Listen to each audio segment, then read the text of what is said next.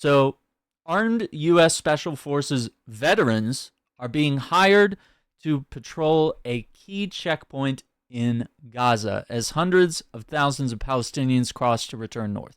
So we've already covered like the whole crossing thing. We know about that, and we've seen these overhead images.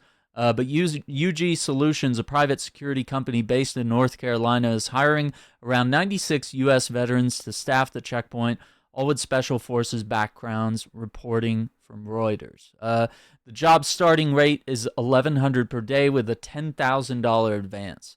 UG Solution plans to run the checkpoint around the Netzarim corridor, which is where we were watching videos from on my last video, which Israel uses as an unofficial military zone to divide North and South Gaza with other security firms from the U.S. and Egypt.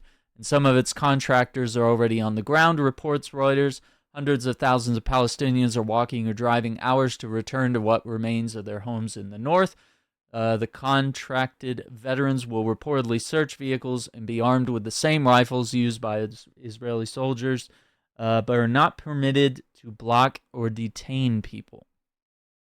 Deployment of U.S. contractors to monitor checkpoints instead of Israeli forces was reportedly a compromise made to secure the ceasefire deal, because having Israeli forces there would sort of compromise that, because they are not an impartial military force. But Israel created the Netzarim corridor to split Gaza as part of a suspected plans to maintain control of the north.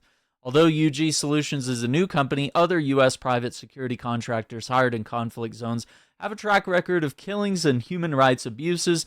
During his first term, President Donald Trump pardoned Blackwater personnel convicted for killing 14 civilians in Iraq. So I kind of don't know what to think about all that. It's so absurd to me and beyond the pale, and it seems like it's a simple thing. It's like, oh yeah, we just want some guys to guard and search cars and just make sure no one's bringing bombs or guns to the north or the south. Maybe there's, travel back and forth.